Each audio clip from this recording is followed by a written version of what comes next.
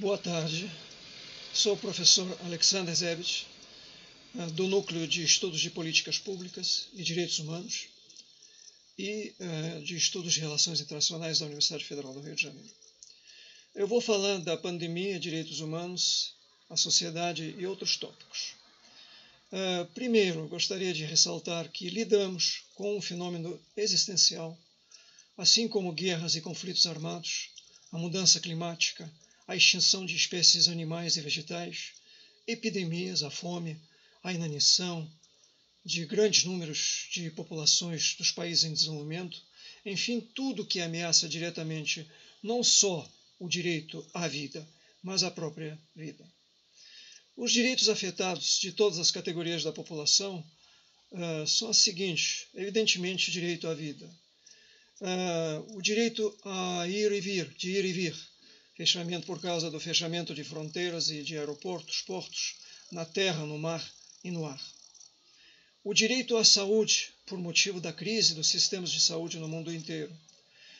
O direito ao emprego, por causa da crise das economias nacionais e da economia global. O direito à educação, por causa da parada nos sistemas de educação.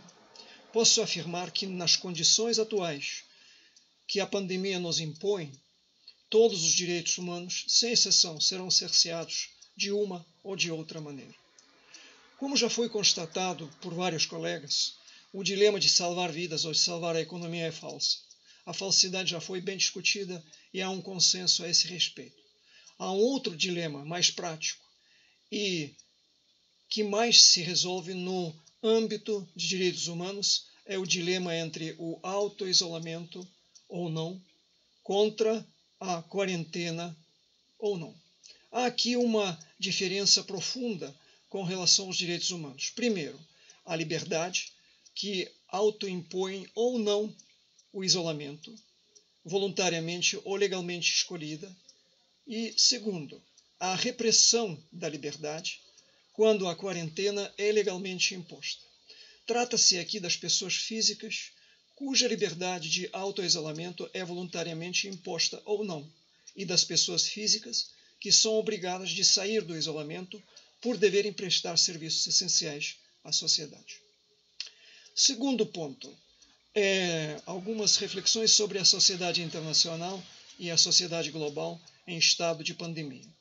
O coronavírus 19 afeta todas as camadas de população mundial, todas as sociedades, pessoas sem distinção de raça, sexo, idade, indiscriminadamente, com a ênfase na mortalidade maior dos idosos, de pessoas com enfermidades crônicas e de necessitados, pessoas sem qualquer defesa econômica e financeira, famintos, enfraquecidos.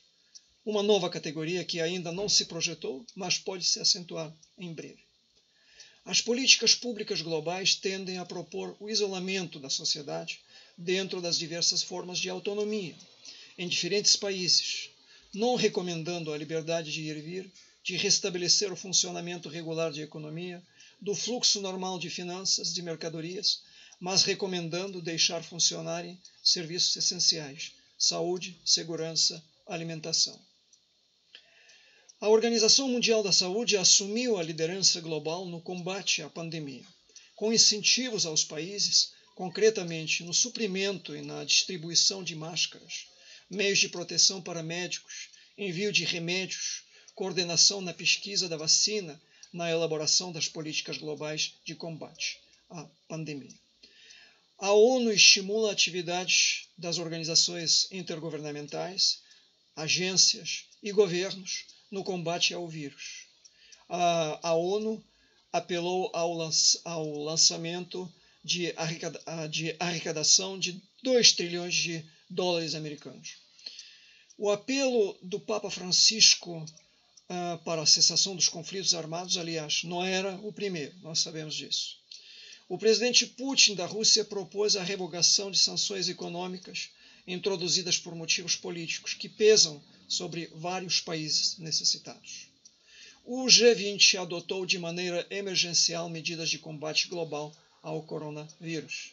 Os líderes das maiores economias do mundo realizaram numa reunião virtual no passado dia 26 de março, para coordenar as respostas ao crescimento exponencial do Covid-19.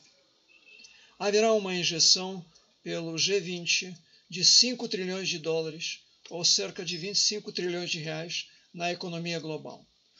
Os líderes comprometeram-se de fortalecer ainda mais o mandato da Organização Mundial da Saúde na coordenação da luta internacional contra a pandemia. Eles se propuseram a compartilhar dados epidemiológicos, reforçar os sistemas públicos de saúde e aumentar a capacidade de produção de materiais médicos. Há uma lista das prioridades. Primeiro, proteger vidas. Garantir a manutenção dos empregos e das rendas das pessoas. Preservar a estabilidade financeira. Minimizar as interrupções no comércio internacional. Proporcionar ajuda aos países que precisam de assistência, sobretudo com sistemas de saúde fracos. Coordenar medidas de saúde pública.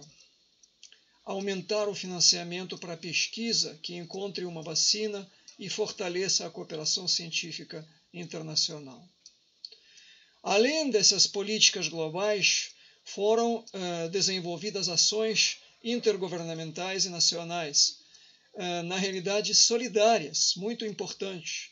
Por exemplo, médicos, remédios e equipamentos de proteção foram enviados da China à Itália e à França. Médicos e veículos de higienização foram enviados da Rússia à Itália. Médicos cubanos chegaram à Itália. A Alemanha vem recebendo pacientes contagiados gravemente por coronavírus da Itália, da França e da Espanha.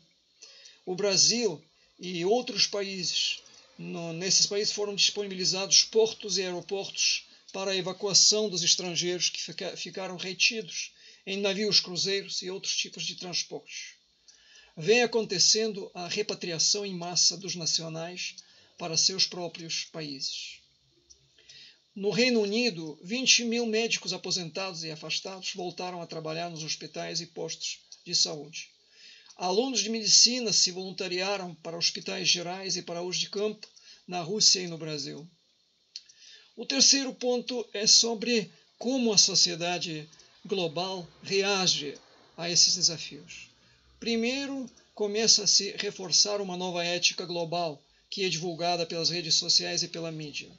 Ela consiste na solidariedade com enfermos, com necessitados, com despossuídos.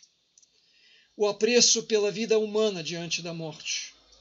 A percepção do absurdo de conflitos armados, das despesas gigantescas do armamento e do aperfeiçoamento de armas de destruição em massa. A contrariedade de vários governos com relação ao clima global. As recentes reportagens no Brasil sobre a vida nas comunidades, que eram raras, agora são os temas diários. Soubemos muito mais da precariedade da vida nas comunidades em questão de semanas do que durante meses. Começamos a apreciar e a valorizar o trabalho dos médicos, enfermeiros, pessoal de saúde em geral, policiais e militares, bombeiros, caminhoneiros, entregadores, várias outras categorias de trabalhadores de serviços essenciais à sociedade. Aconteceu uma mudança na percepção da realidade, uma mudança humanista, solidária, que tirou o foco de muitos debates pós-modernistas e ressaltou o papel assistencial de Estado em sintonia com a sociedade. Um assunto da maior importância é a importância global da ciência. A comunidade científica global já se projetou para os papéis de liderança no desenvolvimento global e na mudança climática há anos. A importância da saúde, destacada pela ciência, já tem sido a prioridade global maior nos Objetivos de Desenvolvimento do Milênio e nos Objetivos de Desenvolvimento Sustentável, sobretudo a quando da Declaração do Milênio no ano 2000. Se a saúde pública falhar, não haverá produção, circulação de finanças, de mercadorias, de pessoas, enfim, não haverá desenvolvimento. Portanto, a ciência terá que dar uma resposta aos anseios da sociedade global, criar uma vacina que cure a praga atual, quando curou as outras que a humanidade havia enfrentado. Em conclusão, gostaria de dizer que precisamos aprender com esta lição da história, da natureza, da vida e da política, no sentido de aprender com as boas práticas sociais e de boa governança que estão sendo criadas e praticadas. Junto venceremos a praga e fiquem em casa.